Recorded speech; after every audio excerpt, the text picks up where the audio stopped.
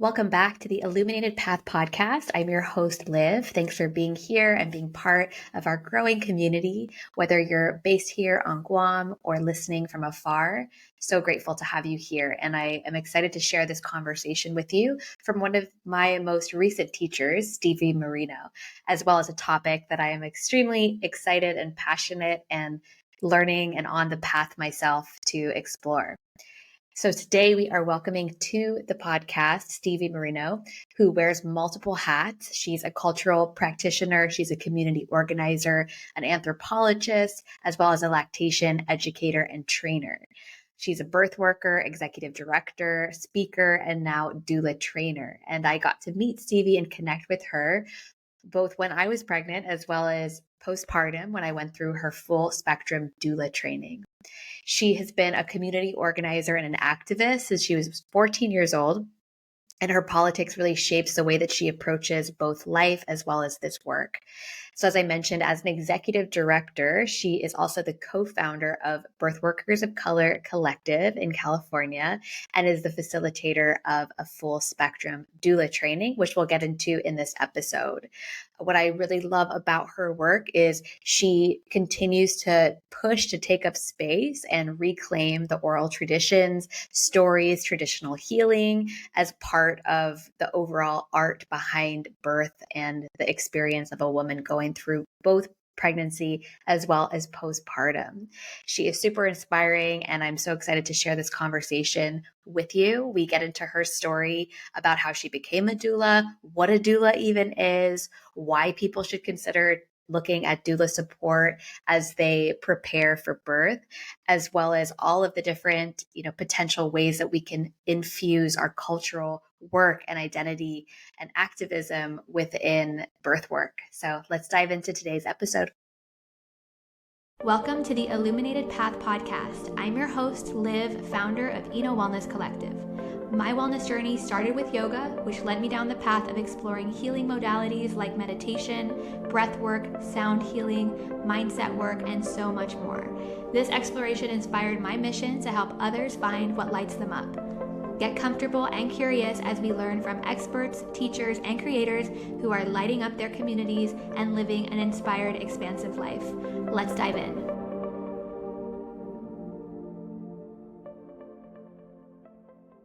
Welcome to the podcast, Stevie. Hi, Hafa. Thank you so much for having me. I'm really excited to be here and to just chat some. Amazing. We went through, for those of you who I haven't told yet, I went through a doula training just a couple of months ago with Stevie when she was here on Guam. It was so eye-opening, and I've learned so much, and it's really sparked such a desire to learn more and to really be the student. And so I'm excited to share more about you, about your work. You're doing such inspirational work and connecting it to culture and home and all of that. So I'm super excited to share your story. So would love just to kick off before we get into your background and everything that you've done. I would love for you just to share with people who are like, what is a doula? I have no idea what a doula is. Go ahead and just share, what is a doula? Yeah, so that's the question we get often, and people are like, I'll be talking about my work, and then people are just nodding their head, and I'm like, do you know what a doula is? And they're like, no idea, but it sounds really cool how you talk about it. And I'm like, thanks for the encouragement. So a doula, the definition, if you were to search on Google, is someone who supports a pregnant or postpartum woman during any pregnancy outcome. So it can be birth, it can be postpartum, it can be through loss, and it's essentially providing emotional, physical, educational, and advocacy support. The way that we practice this work, the way that I come to this work, is also looking at it through an advocacy lens. If folks aren't familiar, there are an overwhelming amount of maternal and infant health disparities that happened on and off islands. And, a lot of it is very preventable. And so we know that advocacy can really help to create more positive experiences. One of the other things that people often think about when they hear doulas, they're like, oh, that's like for people who want to give birth in the forest with the dolphins and the rainbows. And it's like, I don't think you can do all those things at the same time, but, if someone did, cool. I'm sure there's a doula who could support them, but we also support people in hospitals and really supporting them in whatever decisions that they make and things that they have access to. And so really helping be that like village, so to speak, that we always talk about when it comes to raising a child. We need that before the child is even born. And, you know, doulas also are just really approach this work in different ways. So like there might be one doula who's more of an elder doula and is like, I'm more of a grandmother figure. And then there's someone else who's like, I'm the fun friend who's the doula support person. So everyone has their own style, and we really encourage people to like do this work in the way that feels best for them and most authentic. Thanks for that explanation before we get, 30, 40 minutes in and people are like, what are they talking about? So I would love to hear a little bit about your upbringing, what led you to this doula work, and just how your early days influenced what you're doing now. It's so funny because I've trained almost 400 people in this work now to become doulas. Yeah. And we have 2 trainings that are coming up and hopefully another one in Guam soon.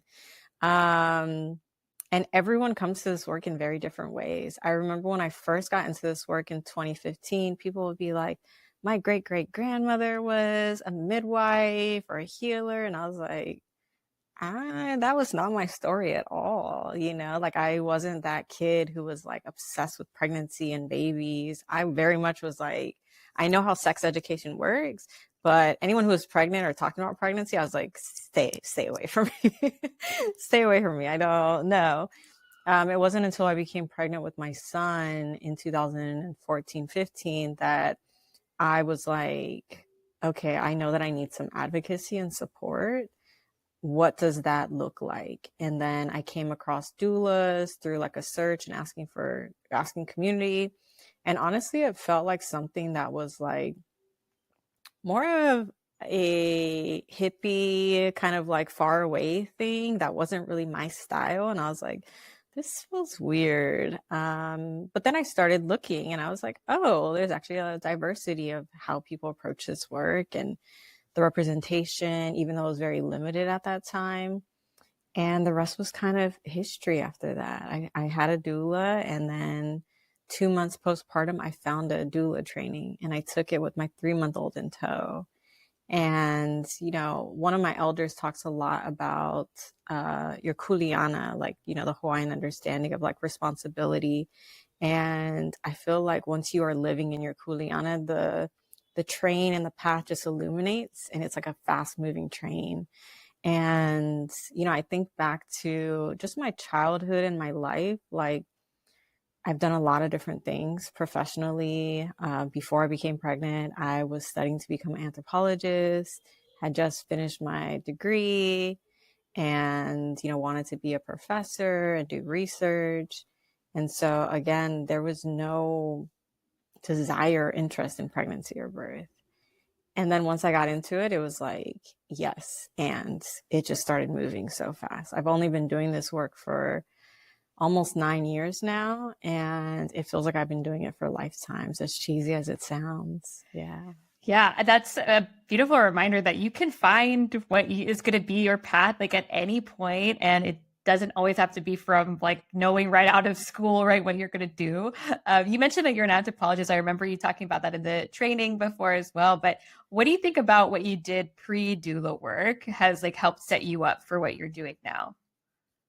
Yeah, so I was a very young activist. Like I was in middle school, like advocating and just doing all of the things, helping organize rallies and marches from a very young age. And then I got into anthropology in college and was like, I really am interested in culture and understanding like why, particularly for Pacific Islanders, are we so under-resourced and, for lack of a better word, like made invisible, in a lot of spaces. Even though like I was born and raised in Long Beach, California, which has one of the most diverse populations of Pacific Islanders, of Chamorros. And so it was just like, how are we still invisible given that? So in this work, I think that all of it culminated. It felt like everything that I had done before that was preparing me for doula work. and to do doula work in a good way, and to do doula work in a way that really feels like authentic to me and also beneficial to the community. And so what I mean by that is, as I'm training people, I really encourage people to be who they are and to like approach this work with the skill set and the experiences that they bring. I think oftentimes when we get into professional spaces or healing spaces or, you know, anything of that nature, we feel like we have to like bend and mold to whatever the standard is. And it's like, I hope that I serve as an example to a lot of new doulas that like, I am so authentic. Sometimes I'm a little too authentic in the way that I do this work. And I'm also very successful in the way that I do this work. And I think that that also is like this idea of timelines. You know, I'm about to be 36 and I feel like my life didn't really start in the way that like it is now until very recently. And I still feel like last year, my theme was that the dream was too small and I need to dream bigger.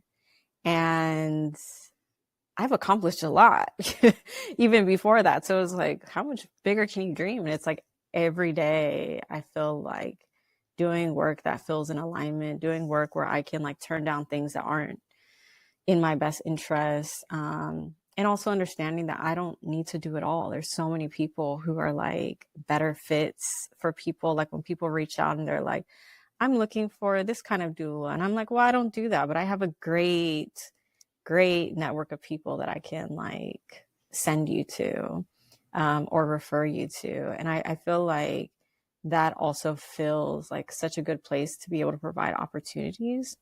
So yeah, I think that all the things that I was doing really got me to this place, and I still pair a lot of it. So the advocacy piece, you know, I have such strong wealth of experience in just community building, in making sure that like, you know, we're showing up and that we're creating visibility around these issues. One of the things for myself too is like, I don't stay in birth specific like circles. I like to make sure that like, you know, we're connecting to local artists, to, you know, church groups, to public health departments, to all of these different entities, because birth and pregnancy and child rearing and all this stuff doesn't just impact people personally. Like we need to think of this as something that impacts us all. I can't tell you how many like, you know, podcasts or things that I've done or speaking engagements where people were like, oh, I heard doula and I heard birth. And then I like shut my ears off. And then you started talking. And I was like, oh, I thought that this was going to be like a little mouse, but here's this lion like roaring. And that's also because of my size. I'm tiny. But, you know, like they were like, oh, this is really interesting. And so now there's all these people that I've spoken to who are sharing it with their communities and their families.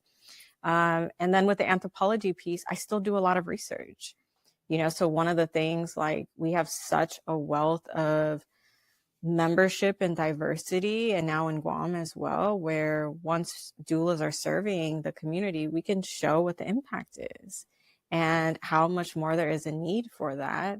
And the other piece is I do a lot of research on Chamorro birth practices and traditions. And, you know, because of World War II, because of the occupation, because of military presence, so many other things, and many of us have lost a lot of our traditional practices.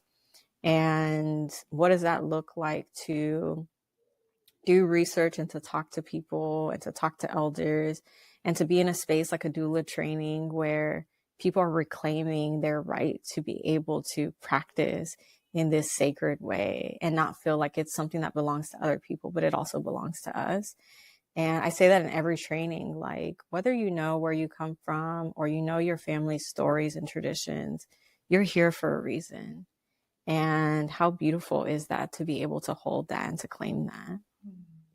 Yeah, reclaiming is such a big theme from the training that I remember, and just that permission to be your authentic self and show up in the way that I create the program or whatever practice service that's going to reflect your path and what you feel most passionate about. I love that you have activism and advocacy and all of that like research mixed in to your doula work, and I'm sure that's what people, you know, why they decide to work with you too. So I know you've switched from being a doula, I mean, you are a doula, but also to training, right? And I talk to a lot of people on this podcast about their switch from kind of student to teacher. And so when you were in your early like doula days, when you were just getting your feet wet into this world, like what was that path like to then be like, I'm going to create what I want to teach other people too, and like usher in the new generation of doulas?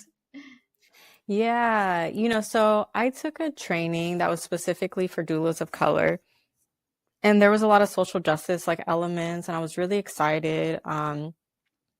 But at that time, one of the like scope of practices for doulas across the board was that doulas do not advocate, we empower. And for me, I felt like it just wasn't in alignment with my understanding of like community organizing and activism, and seeing and being on the forefront of like people who are experiencing all of these disparities and issues. Like for myself, as someone who was raised in a Chamorro household where you are taught to respect your elders and people who have status, like why during our most vulnerable time, which is pregnancy and birth, would we all of a sudden be empowered to be able to speak for ourselves and advocate, right? And so for me, I felt like there was this disconnect of privilege where it was like, yes, absolutely, there are people who have that self-empowerment and advocacy ability, and also how do we support the people who, have different barriers, like they have a language barrier, or, different just like identity markers, or just in general, like culturally, they're not taught to like speak up for themselves. And also doing that in a way where I'm not jumping in as a savior, right? Because I can't save it. I don't want to save people in that regard, right? That's a lot of responsibility. So like being able to like balance that. So when I was looking around Long Beach, I wanted to find a doula who was an islander, who represented like, some of my cultural understandings and upbringings, and where I didn't have to explain who I was or like my identities to people and how I exist. So one very small way is taking off your shoes when you go into someone's home. Like, I didn't want to have to explain that to someone. These were just like these little minute things that seemed so trivial that were like, I have to do that in so many aspects of my life. I didn't want to do it during this time. And I couldn't find someone, which was just wild to me. And so I knew that we needed an increase of diversity of doulas. And I knew that I wanted it to be social justice oriented. So as I was doing this work, I first started doula work with teenage moms at a high school, a local high school. And so many of them were undocumented. Many of them, were like housing insecure, and they were young. And I also look young. So I remember going into the hospital, advocating for them. And this one time a doctor was like, "Oh, are you a teen mom too?" And I was like, even if I was, is that going to change the trajectory of this experience? Like, what is the reason for that question, So I was already working with such a vulnerable population and was like, we need this now more than ever. And my research, ability and my advocacy, I paired with this other local doula, and we asked permission from, so Long Beach is Tongva territory. I reached out to Tongva elders. I reached out to elder birth workers and just people in the community, which all of them were shocked. They were like, no one's ever asked me for permission to do anything. And thank you for that respect. And absolutely, like, we know that you're doing this in an ethical way. I think there was a lot of imposter syndrome as well, but I trusted that the way that we were doing this work was in alignment with, all the things. And if it didn't work out, it didn't work out. And it did. Our first training, we had, I think, 22 people. And, we really wanted to be this local entity in Southern California. Then the pandemic hit and we were all forced to be virtual. And in some ways, not that there was anything great from the pandemic, but in some ways, like, that force to go virtual is what created the expansion across the country and internationally. And so the growth has been growing and it's just never ending. And I feel like it's such a beautiful journey to witness, just like really how small the dream was and how big it just keeps getting every day. Wow, to think that you're like in now 400 plus people that you've taken through your training and are sharing this wisdom with, it's so, yeah, inspirational for sure. So Yeah. I think that the pandemic definitely started to expand a lot of people's like ability to reach new people. And now we're also used to like virtual things, right? That we're more used to like doing trainings or meetings or sessions and all of that. So when I met you, I was very pregnant. I think I went to the Guam Women's Chamber when I was like 8 months or something. I was very pregnant. But I remember hearing your story, and you were talking about, maybe we'll be able to come and do this on Guam, and stayed connected. And then when you said that you were coming to Guam, I was postpartum and just really excited to do it in person, which adds such like a different layer and like level of connection. And so I remember seeing the flyer. It said full spectrum doula training.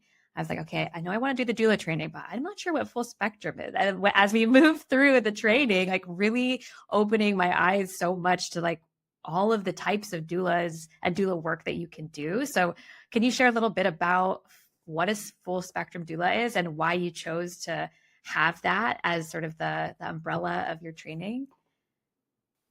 Yeah, so full spectrum doula is essentially a doula who covers the full spectrum of pregnancy and postpartum outcomes. So that includes abortion, birth, postpartum, loss support, miscarriage, etc.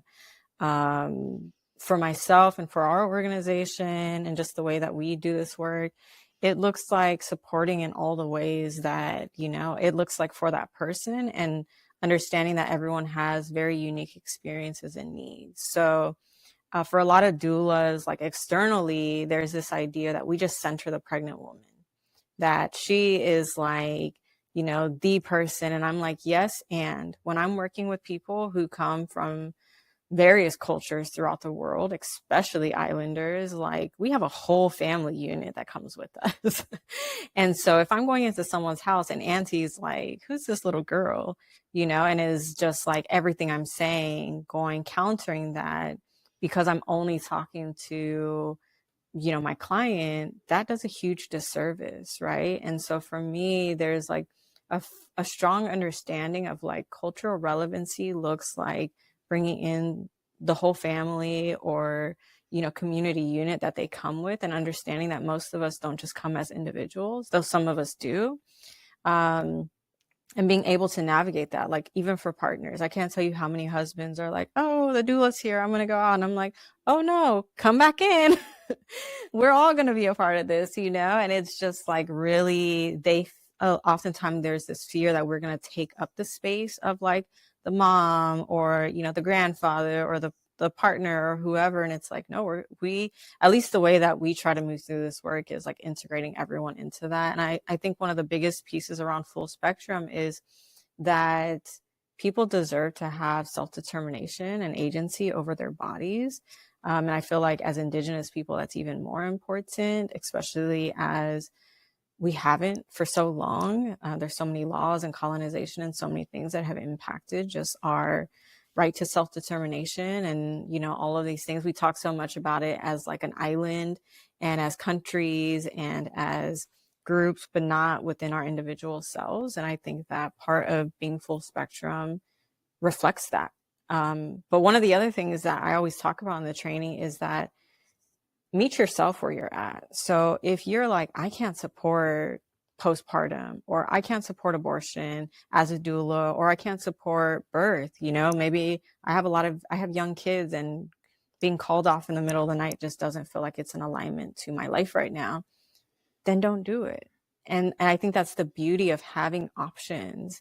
And one of the other pieces is like, we talk a lot about the business side of birth work, right? This is sacred work. This is community work. This is beautiful. And also for many of us, it's our profession. It's not just this fun thing that we do on the weekends. And so how do we make sure that this work is like sustainable and like having strong foundations of what does it look like to be accessible and to create these systems of care while also making sure that it is like a sustainable practice for ourselves. So that's what full spectrum means. And, you're so right about the in-person piece. Like for us, we knew that in Guam, like it had to be in person. I think it also was just like reading the room, and knowing a lot of people go into places where they're not from or they have no connection to, and they do things in ways that aren't in the protocol of those people or without understanding, just like the cultural nuances of things. And I think I was so humbled and grateful to be able to also go with Sam, who is Chamorro, as my assistant, and to just like be able to be in that space and kind of know those things and know like, if we did virtual, this would not work. And that's just the reality. And it also wouldn't have been in service to, all of the different things we're trying to accomplish. Because the other thing for us is like, we want to continue to build community and support and all of those different things. And so it doesn't just end at the doula training, right? It's like planning continued meetings. We're like in the process of trying to find more funding so that we can get the doulas who've been trained paid to do doula services, planning another training so that we can train more doulas to be able to have that opportunity, and just like really growing out all of those different areas. And so, I think it was so funny because now that people have seen that we've posted it and that we hosted the training, they're like, oh, how do we get a training on the different islands and in these like beautiful places? And it's like, or not, or not, but people are going to do what they're going to do. And I think that as long as, we stay in an alignment, we stay grounded in the community and the culture, like, yeah, it's going to work in the benefit of the doula community, the client community, and also just the larger Guam community, which is really beautiful to me to think about.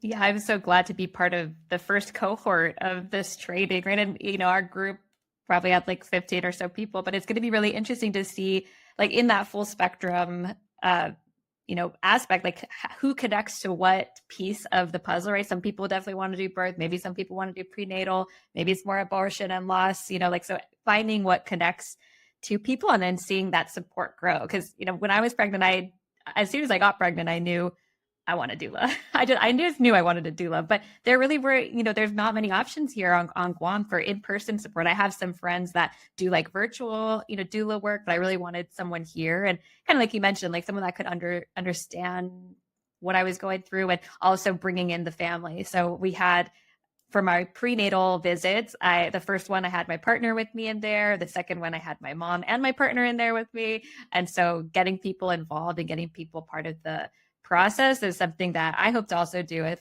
I continue this work with clients too, is like really getting the cultural aspect in the mix. And that is something I super appreciated in the training too, is like all the guests, all the ceremony, all of the just cultural relevance that you brought into the training. And so I would love to know how that has evolved for you and Sam also coming into the training. Like, how do you both go about thinking, how do we make this relevant for our audience and the doula work that we're doing? Yeah, so it's so funny because I met Sam through the Pacific Islander Ethnic Art Museum here in Long Beach. She works there, and I had an exhibit in 2019 called Carrying the Pacific, which is about birth and pregnancy traditions of Pacific Islanders, which is based off of my master's thesis research that I did on Chamorro birthing practices. So this is kind of evolution of things. But Sam had taken our doula training during the pandemic, and we just connected. She's been on her own journey. And I actually have an assistant who is from here, local to like SoCal. And as we were planning the Guam trip, I was like, it would be really beautiful to bring another Chamorro who has taken our training, is familiar with my style and just the advocacy and all the things that we do, and also understands the protocol of all of the things, right? And so I asked her, and thankfully she got on board, and then we just hit the ground running, and we have a training that we do, like a virtual training that we've been doing for the last almost 7 years. And we literally catered everything, redid the entire thing to fit Guam specifically. And, you know, Sam would like reach out to different elders and family members and be like, hey, what's the protocol around this? How do we do this? Reaching out to just like people that we knew, and also connecting to like local organizations that we already had connections to, and people, and really trying to like move in a good way, and make sure that like we weren't just going in and being like, hello, that there was actually an invitation, and that, you know, there was an interest and need, which is where the April event workshop came in, and kind of trying to get an idea of like, are people even interested in this work? And then thankfully people were, and then the typhoon hit a month later, and it was like seeing from Long Beach just all of the videos and the aftermath of the typhoon, and also how limited focus was put on pregnant and postpartum women. I was like, we need this now more than ever. Like, we need people to be trained in rapid response. We need people to just be trained in how to support people as climate change and all of these things continue to happen and will continue to happen. And, you know, there was a New York Times or someone article around how like the Chamorro language is dying and going extinct and all of these things. And I feel like part of the ceremony and the reclamation of all these things is also that birth and pregnancy and support and care are also like art. They're also healing. They're also a language. They're also all of these things. And so how do we revitalize our culture by training more people in this work? So it's really expanded for me in a lot of ways. I think that in April last year, when we did the workshop, I was so excited and I was like, oh, it's going to happen at some point. And then it happened really fast.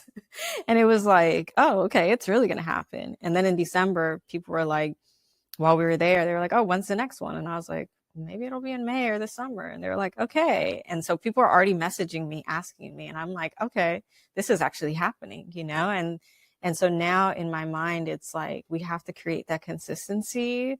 Today I was just talking to someone who was like, it would be great to like open a space there and to like hire Guam staff and to just build out and have like a solid thing, you know? And I'm really big in like, when you are in alignment and doing things in a good way, things open up. And so I'm like, this is going to happen. It's just the when, you know? And how the doulas on Guam, like if they want that and what that'll look like. So yeah, it's really just expansive. And I think I've learned so much, even just from being in that training with all of you. Like, everyone was just like such heavy hitters and powerhouses in their own right. And we had this book that we had bought from UOG Press, and had no idea that the person who wrote it would be there. She was there. And so, yeah, so it was just like all these cool ways that the alignment was happening. And it just felt so like intentional, and everyone that was there was meant to be in that space. And so, you know, now the next training, like having a bunch of those people be presenters and share and all of those things. And so I'm really excited about what that looks, and just co-collaborating with all of the people who were there. Yeah, I think everyone in that training knows that this work is so needed here, because there's such, you know, we have limited resources and access. And I love how you also added that rapid response piece into the program, like, and seeing how the typhoon, you know, impacted it. I gave birth to my son 10 days after the typhoon. And I remember thinking during the typhoon, because that was my due date, literally my due date, and the typhoon is hitting Guam. And I was thinking, like, am I going to give birth at home? Like, am I going to be one of these people where I need some, you know, doctors to come? And I decided not to go into the hospital at that time. I was close to my doctor. But at some point when the, you know, storm is intensifying, you're like, okay, if this happens, if A, then, you know, plan A, plan B, plan C. So going through that piece during your training, I was like, there's so many types of disasters that could hit Guam. And so having that readiness and having that support, you know, we also now, like, GMH is our only option for giving birth. When I was pregnant, Sagwa, I'm going to Sagwa as my MPG as my place for my doctor, but halfway through my pregnancy, I was, you know, expecting to give birth at Sagwa, and then now it's like, oh, everyone's going to GMH, and I had a lovely experience at GMH. But you know, there's one option for people right now, so if that is the only option, how can doulas support and just have that space filled of advocacy and just supporting, the whole family through that experience? Because it is a little bit of a, when you go in, like, there's a lot of things that happen. It's sort of a blur. And so I think when a lot of what I hope to do with my work as a health coach, with doula work as well, has been influenced by what I've experienced. And granted, I only have one little one right now, but I'm sure that your experiences with your kids have really shaped, and your hospital experiences or your birth experiences have shaped what you do a little bit. So I would love to hear like what pieces of your own motherhood journey have you brought into sort of the business side too? Yeah, I think that one, my almost 9-year-old next month was really the impetus for me to get into this work. It was that pregnancy experience that I was like, I need to have some sort of advocate. And I also knew during pregnancy, like I needed to do a lot of healing, just around generational and family trauma.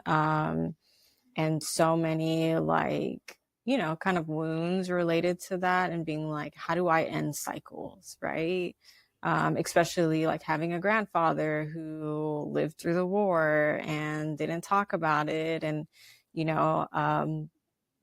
a mother that was born from that. And, just like all of these different things, like how do we hold space for all of that family stuff that comes up? And so I very much during pregnancy was like looking at all kinds of ways to like do healing work, whether that had been therapy, whether that was like different healing modalities, whether that was just my health, right? Like the ironic part of so much of my experience was that pregnancy was one of the most healthy times of my life leading up to that point. And for me, most people, it's the opposite, right? And easily I could have went into that realm of like, I'm going through the other trajectory. I remember going into a hospital, and I'm very tiny. I'm 5 foot, like super tiny. All my life have wanted to gain weight. So pregnancy, I was living my best life. I was like, yes, this is amazing. And I remember walking in, I had Kaiser insurance at the time, and the provider like looked at me, was typing, and was like, oh, I see here that you're Pacific Islander. We do have some concerns about like obesity during pregnancy. And I was like, I looked at myself, I looked at him and was like, what? What? Like, what do you mean? And I remember leaving that and just feeling like so often with providers and just systems in general, we're seen as like a stereotype rather than like an individual person. And how harmful that interaction could have been had I had like an eating disorder, I had some family trauma around that, or whatever, whatever, or just no longer accessing care, right? Like being like, oh, I don't want to experience this anymore. And so I knew with that like, this is my experience as someone who had great insurance at the time, who was married, who had a college degree, who, all of these advocacy resources available to me. And I was still having such negative experiences and was still being seen as like this stereotype or statistic. And so really like that pregnancy experience forced me to like integrate more holistic aspects of health and care, and then just really solidified me in we need more advocacy around medical and health experiences as a whole, right? Whether that be if people want to give birth in hospitals, they need to be respected and treated with dignity. And then if people want alternative options, which shouldn't even be called alternative options, just other options, they should have the right to access those without the restrictions that are happening around midwifery care and home birth and all of these other things, right? Or insurance not covering acupuncture or whatever it is.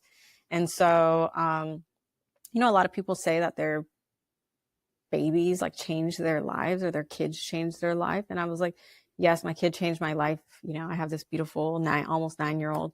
And also like he literally changed the trajectory of my career, my life. Like I look around and take stock of my life and my work, and I'm like, I have to like touch myself, and I'm like, I have to pinch myself and be like, is this real? You know, there's a, like, you have to like tap yourself or whatever to be like, is this reality or is this a dream? And I'm like, it's both. It's both for me. And yeah, and I think that a lot of the other piece was just hearing family stories around pregnancy and birth. I remember when I was doing research around tomorrow birth practices, and I was asking my family, like, what are our traditions? And literally everyone was like, oh, to birth in a hospital. I was like, that's not a tradition. That's what? And there was a lot of grief in that, because so many people around me in this work were like, all these great stories and, like, you know, things that they remember and stories that were recalled. And I was just like, that just doesn't exist for us. There's a lot of trauma around birth and pregnancy. I remember hearing about, like, you know, someone being in the jungle, like hiding, and just like all of these things, right? And it's just like, that's so recent in the large scheme of things, and like how impactful, like, just generational trauma is. And so how do we like really heal from that and not pass that down, and also acknowledge and hold space for it? So yeah, it's all impacted the way that I do this work. It's also like really refined and like made it so much more stronger, and the drive so much like firmer and harder. And yeah, I think just the intention is just like so much more clearer, and a lot of gratitude for being able to like have my birth and pregnancy experience, though I wish it was a lot smoother. And hoping future ones are, you know, smoother and easier. And, you know, really just like feel so much like heartfelt gratitude to like all the people that have let me witness and like hold space in their pregnancy and postpartum journey. It's such an intimate time, and it's like there's so much trust that is required to like have someone be able to witness that. Yeah. And I can't imagine like so many of the births that you've witnessed, like, and how, there's so many different ways that it can go, right? And just being there, and someone I think about my doula, I'm like, I definitely trusted her so much, right? To be in that room and to be in that space. And just what, one thing that you noted about, generational trauma, I was thinking so many of us have grandparents, great grandparents that all were lived through the war or potentially didn't. And again, that is passed down in so many ways, how our parents were raised, how our culture is, here still. So yeah, it's just a lot of people are working through that as they're becoming parents. And so such a good call out about healing yourself and starting to uncover that as you start your parenthood or motherhood journey. So I know that you've worked with a lot of people, and now you're kind of in that teacher role, but you're sharing this with so many new potential doulas. And I'm curious what kind of, I guess, qualities, obviously you can learn all the things and study all the things, but there are certain qualities that I imagine are like really important to either remember or to really embody as a doula.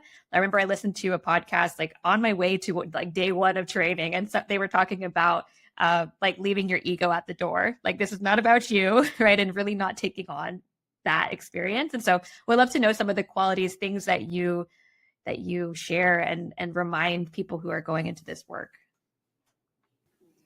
Yeah, I think one of the biggest pieces is that many people get into this work because of their own experiences, and it's okay to be guided by those experiences. It's not okay to project them onto other people's experience.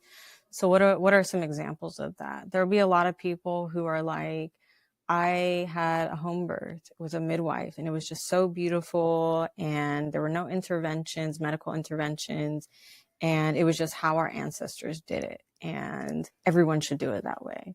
And so they'll get into this work and essentially try to talk people out of hospital births. And for me, it's just like, you can do this work in that way and be that doula for those people who are in alignment. But what happens if that client needs to have a hospital transfer, right? Which happens quite often for a lot of different reasons. Birth is so unpredictable. And our ancestors who were birthing in that way, when they had to be transferred to the hospital, if they did not have the skills or the tools, they died. So like, there's also a romanticization of a lot of things that I'm like, I like to be able to hold space for both. I don't think that we need to throw the baby out with the bathwater, so to speak. And so when people are like anti-science, anti-technology, anti-medicine, I'm like, those are indigenous practices. We created science and technology and medicine. Our people were practicing these things. A lot of them were stolen and made for people to believe that they're not our inheritance, but they are. So I think there's that. And then I think just also like people have a lot of trauma around a lot of things. And so they tend to project that onto other people. And, you know, whether they have like a mother wound or, you know, a father, like all kinds of stuff that I've seen and heard from doulas or potential doulas. And I'm like, that's probably not the best reason to get into this work. There's also a lot of saviorism that happens. So, you know, and this is definitely cultural. Like, you know, there are a lot of white doulas, for instance, who have this idea, like, I want to work with like communities of color because they're dying. And it's just like, are you going to be the one to save them? That's a huge, that's wild. There's also a lot of audacity and ego that's required to feel that way. And so for me, like, even when I'm working with the most vulnerable populations, like, one, I understand what an honor it is that they trust me to work with them and that they're giving me access to them. And also that they're deserving of being treated with the same dignity and care that I would provide to my paid clients or whatever it is, or my celebrity clients, X, Y, and Z, right? And the other piece is that we can't save people. There are larger systems and implications, and people come with their own stories in their bodies, in their emotions, in their mental health, and all of the different things. And so I can't tell you how many clients when I was working with teen moms where the nurses would be like, can you take this baby home? And it was just like, I want a baby, but I'm not trying to, I'm not trying to like, you know, have all these babies. Like, no, that's a lot of responsibility. And like, I need to maintain my own boundaries. I think the other thing that I always tell people is like, a lot of people get into this work because they're self-identified as empaths. And for me, there's this meme that's really funny. That's like, oh, when you have to declare that you're an empath, you probably aren't, because you would know that I'm annoyed at hearing that. And that's not like a diss to anyone. It's more just like, this work can be very taxing. It can be very heavy. It's not all rainbows and unicorns and butterflies, which is funny. Every time I say that, my son is like, I'm scared of butterflies. But, you know, there's a lot of heaviness to it. I remember someone at one of our trainings was like, I never want to support loss. And I was like, then you can't do this work, because sometimes birth, even of the most healthiest people, results in loss. Most of it is avoidable loss, which is where the advocacy piece comes in. But also, like, again, what do? Do you leave when a loss happens and be like, I can't handle this, you know? And so I think that like being very honest and transparent with yourself and doing that reflection of like, what can I hold and what can't I? And yes, we could talk about manifesting. We could talk about calling in. I only want these clients. I don't want to call in any loss. Most of us don't want to either. It's just part and parcel of like what it looks like to do this work. And that's why also our trainings are full spectrum, because we want to prepare people so that they're not just taking a birth doula training and are like, well, no one trained me for loss. No one trained me for miscarriage. No one trained me for like postpartum mood disorders, you know, and all of these things are so integral to that experience. And it's such a disservice to our clients when people don't know how to support in those ways. And on the other side, I think there's the piece around, we're not the best doula for everyone. So, you know, I have a lot of experience. I've supported hundreds of clients in a lot of different capacities, if not more. And there are people who will reach out to me and I'm like, I'm not the best fit. And so, you know, there's also that piece of like being able to remove your ego. And that's also paired with so many other larger things, right? Like people also have to pay bills and pay rent or whatever it is. And so I'll never shame people for having to support themselves and their families in the way that they need to. And also, I know for myself, the years where I had to take on clients from scarcity were the years that I had the most issues. it wasn't until now, and there's a lot of privilege to that too. Now that I build up my work to a place of sustainability and thriving, I can turn people away and not have to worry about my next paycheck or whatever it is. And that takes time. So I think it's just like having, being sensitive with yourself, being reflective with yourself, and trying to do this work in a good way to your clients, and knowing you cannot save everyone. And also not everyone is going to be happy with you. I cannot tell you how many times I've had clients complain because X, Y, and Z. And I'm an Aries. I'm someone who like loves to be the best at all the things that I do. And then if I'm not the best at it, I don't do it. And so when I would get complaints, I'd be like, what do you mean? Like, and it was just really, really hard for me. And I had to like really learn and manage through like my own learning and therapy and all these other outlets around like, how do I not project that onto my client? And how do I like tend to that for myself? So, these things come up as we're doing this work. I didn't even know that I was like so adverse to like rejection and complaints. And then it was like, oh no, I do not love this. And so, yeah, I think, being self-aware is really important. Yeah. I really appreciated how in the training we did go into those deeper, like kind of not all rainbows and sunshines. I really, really appreciated that, because I remember my husband asked me like when I came back maybe from day 2 training, he's like, how was it? And I was like, I'm going to need to sit down for a little bit, just process and kind of, like it's important. It's so important though, right? Especially going into this work, all the different types of outcomes, different types of doulas, like, or I'm sure that there was someone in that training that day that's like, actually, I do really want to support loss or abortion. And those are, it's important to see the full spectrum of the training as well. So I super appreciate that. And also echoing your call out about like being able to refer people out and being able to, make sure that they have the best fit and then that they're a fit for you as well at this point. So I am not sure there's some people listening that are either expecting, or maybe they're like want to expect and have a family in the future. What would you say if you were to like sum it up into like the 1 or 2 top reasons why someone should work with a doula or should consider working with a doula? What would you say those things are? Yeah, I think that for me, if people are considering it, or even if they're not, I would encourage people to, for selfish reasons, that I think doulas are amazing. And the more people that access them, the more normalized we become. And just the better that is for like this work and in general. And more doulas are going to need to be trained. But the other piece is that, so many women, especially culturally, we are taught to self-sacrifice. We're taught to be martyrs. We're taught to be super mom and super woman. And it's at the detriment of our health and our well-being and our happiness. And there's so much conversation now around self-care, around taking time as a mom for yourself, and just like tending to yourself in that way that you do to everyone else, and nurturing. And this is a part of that, right? This is the first step.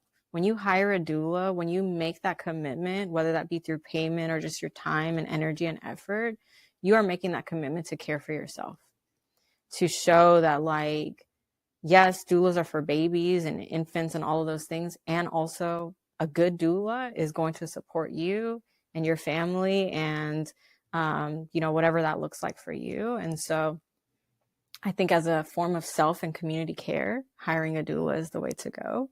And then on the other end, I think just the advocacy piece, it's always good to have someone who is a third party, who works for you, and who is able and brings that knowledge and education, where like if the doctor or whoever is coming in with this information isn't explaining it in a way that you understand, your doula is able to support you and do that.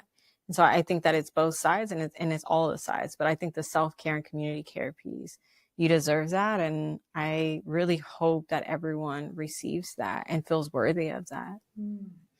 Yeah, so important. I already know that for future, kids, I would love to get a doula again. And now having the knowledge I do now, I would approach it in such my second, pregnancy. If I'm able to have another kid, I would approach it so differently. So I know that you mentioned a couple of things that are on your path next, right? You're training, you're dreaming big, but if you were to think about kind of your future vision for yourself and for what you're doing, what would you love to see kind of manifest? Yeah, I think that it's just training more, building out this community of doulas, who are very much in alignment and have the same foundation, I think is really important, because not all doula trainings are created equally. So there's that. And not all communities are created equally when it comes to just doula work, right? And cultural relevancy and competency and all of those things. I think in Guam specifically, it very much looks like, training more doulas and building integrated partnerships into the healthcare system, into the public health department, into just the education of the population as a whole, and also the rapid response piece. Like, more systems and people and institutions need to be trained to be able to support and to prioritize pregnant and postpartum women and their families. And so, that's the larger vision. In the short term, it's hosting another training in Guam this year, and really trying to build out how to connect and support the local initiatives and organizations that are already on the ground and doing really solid, important work. And then in the long term, it's like creating a space and funding opportunities for our doulas and just a sustainability model. And then the larger picture is, we in the States have been at the forefront of a lot of the Medi-Cal, Medicaid reimbursements, which is like the state and federal reimbursements to cover doulas. And so one of the larger visions is that we will help to create that in Guam, where people who are experiencing any state-sponsored or island-sponsored insurance will be able to have their doula covered, and the doula be paid by whatever entity to be able to provide that support. And that creates the accessibility. It also just creates the door for more people who wouldn't have had access to be able to. So there's kind of a lot of dreams within that, but I think that's the larger one. And I think the biggest thing is that, like, I really want to help to create, again, that reconnection and the decolonizing of so many of our birth and healing practices. And just co-envisioning and creating a lot of that with the folks that are on island, off island, and are dreaming of all these things as well. Yeah. I know so many people in the wellness community, people who are listening, I know that they'll be so interested in this work. Even after I just posted like a few things about being in the doula training, I got so many messages of like, what's this? Where can I do it? So I know that there's a lot of aligned community members who might be signing up for the next one, or even just sparking the interest in, like, maybe I'll get a doula, or maybe I'll just learn more about it. So one of the questions I'm asking at the end of every conversation is, what is lighting you up these days? Ooh, that's a good one. What is lighting me up today? I think friends. I feel like through this work, I've just built such a great community, and a community that, like, considers me. There was this meme that was like, the highest form of love is consideration. And I was like, oh, I didn't realize that was something that I needed. And, I think that when we're people who are like leaders, or we hold a certain like trainer or, like space of that kind of regard, like, we're not often thought about in our like self-care needs or our wellness needs. And yeah, I'm really thankful for all the friends and community that like do consider me and, hold me as like a person in their community who is also worthy of like care and support and being loved and tended to. So that's bringing a lot of light to my life, especially as it's raining right now, and not the like island rain, the cold rain. Yeah, thank you for asking that. I always feel like being able to practice gratitude and to think about all the just blessings that I have is such a good daily practice for me. So I appreciate that. Well, I am so grateful that I found you, that I found the training. It's definitely inspired so much of what I'm doing today, like creating and wanting to support through pregnancy and postpartum. And I think of like just that simple decision of like, I'm going to go hear her talk, and I'm going to show up and just stay for a little bit. And I was so hooked as soon as I heard your storytelling and just about your story. So I want to thank you for being one of my teachers and inspirations as I continue this work. So for people who want to connect with you, find you, where do you hang out? Where can people connect? Yeah, so virtually, you can always find me on Instagram, Soul and Roots Doula, which is SOL, like the sun in Spanish, or via email, same soulandrootsdoula@gmail.com, and my website as well, which is Soul and Roots Doula. But I'm very easily able to be found. Type in Stevie Doula, you probably find me. And I love for people to like reach out and to inquire if you have any questions or, are interested or just in general.